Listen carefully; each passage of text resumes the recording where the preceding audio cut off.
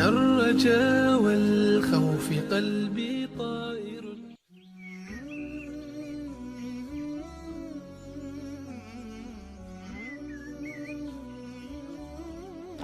Assalamualaikum warahmatullahi wabarakatuh. Alhamdulillah. Alhamdulillahilladzi ja'ala Ramadan syahran mubaraka wa dha'afa fihi al-ujur wal hasanat. Wassalatu wassalamu ala Rasulillahi wa ala alihi wa sahbihi wa man tabi'ahum bi ihsanin ila yaumiddin. Ikhwatal iman yang dirahmati Allah Subhanahu wa taala. Puasa Ramadan merupakan puasa yang agung di sisi Allah Subhanahu wa taala. Yang dimana puasa ini merupakan kewajiban bagi kaum muslimin. Dan yang dimana puasa ini merupakan salah satu rukun dari kelima rukun Islam. Sebagaimana sabda Nabi sallallahu alaihi wasallam yang diriwayatkan oleh sahabat Abdullah ibnu Umar radhiyallahu taala anhuma, bahwasanya Rasulullah sallallahu alaihi wasallam bersabda, "Bunyal Islamu ala khamsin, syahadati an la ilaha illallah wa anna Muhammadar Rasulullah wa iqamis shalah wa ita'iz zakah wa hajjil baiti wa shaumi Ramadan." Ikhwatal iman, puasa Ramadan tentunya mempunyai asal usul diwajibkannya. Karena pada zaman atau pada fatrah Makkah, yaitu sebelum Nabi Shallallahu Alaihi Wasallam berhijrah ke kota Madinah, belum ada atau belum diwajibkannya ataupun belum disyariatkannya puasa Ramadan. Akan tetapi puasa Ramadan disyariatkan pada tahun kedua hijrah Nabi Shallallahu Alaihi Wasallam ke kota Madinah. Dan hal ini dipertegas oleh Asy-Syaikh Abul Izz Al-Hanafi rahimahullahu taala dalam matan yang ditulis beliau, yaitu Al-Urjuzah Al-Mi'iyah fi hali asyrafil bariyah. Beliau berkata, wa furidah syahrus siyami fi sya'bani, yang artinya bahwasanya diwajibkannya puasa di bulan Ramadan pada bulan Sya'ban. Dan Asy-Syaikh Abdul Razak Abdul Muhsin Al-Badr menjelaskan hal ini pada syarah beliau pada kitab Asy-Syaikh Abul Izz yang telah kita sebutkan. Beliau berkata bahwasanya kewajiban puasa Ramadan ada pada tahun kedua Hijriyah atau diwajibkan pada tahun kedua Hijriyah. Dan kewajiban ini sebulan atau datang sebulan setelah berpindahnya kiblat dari Baitul Maqdis ke Ka'bah atau ke kota Mekkah. Inilah sebab adanya bulan Ramadan atau puasa Ramadan. Dan kemudian ikhwatal iman, tentunya Ramadan atau puasa Ramadan mempunyai asal kata, yaitu dari kata Ramadah, ataupun diartikan dalam bahasa Indonesia adalah bertambah panas. Dan mungkin kita bisa mengatakan Ramadhal yaum, yang berarti terik matahari pada hari itu bertambah panas. Dan inilah asal kata Ramadan secara bahasa. Dan kemudian ikhwatal iman, dapat kita rasakan juga di Timur Tengah, khususnya di Sudan ini, cuaca pada bulan Ramadan atau pada bulan Ramadan adalah puncaknya musim panas. Kita berpuasa tidak kurang dari 40 derajat Celcius pada bulan Ramadan. Dan inilah sebab adanya bulan Ramadan tersebut.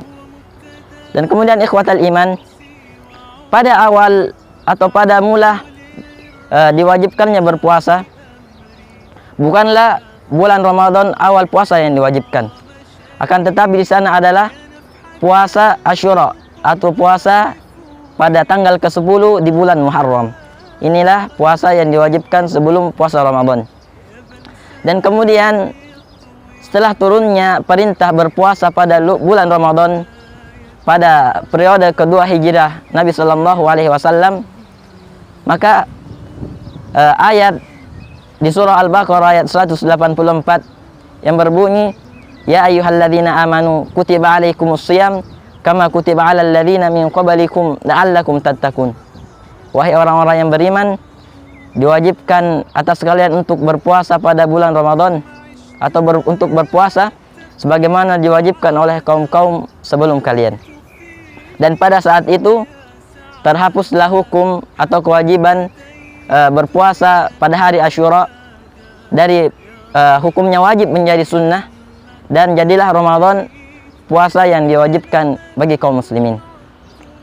Ikhwatal iman, dan puasa di awal Ramadan pun belum sepenuhnya seperti puasa yang kita jalani pada hari ini.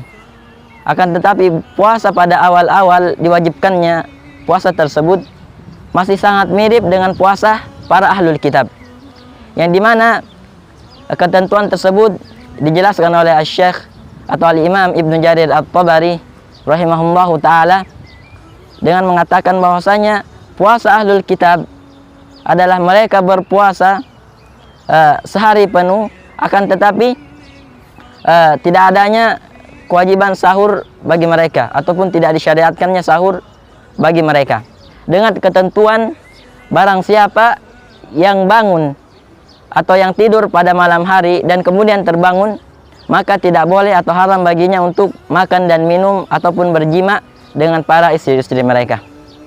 Inilah ketentuan pada awal-awal diwajibkannya puasa Ramadan bagi kaum muslimin.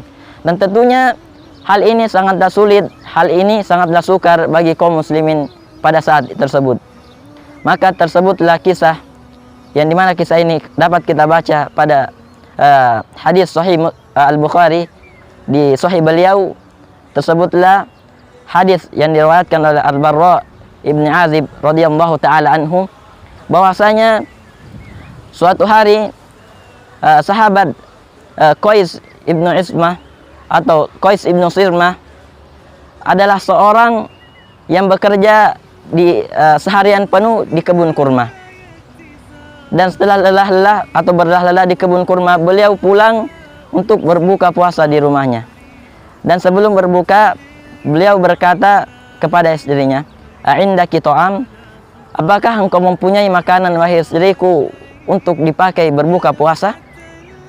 Kemudian istrinya menjawab, "Saya tidak mempunyai makanan, akan tetapi saya akan keluar untuk mencarikan engkau makanan."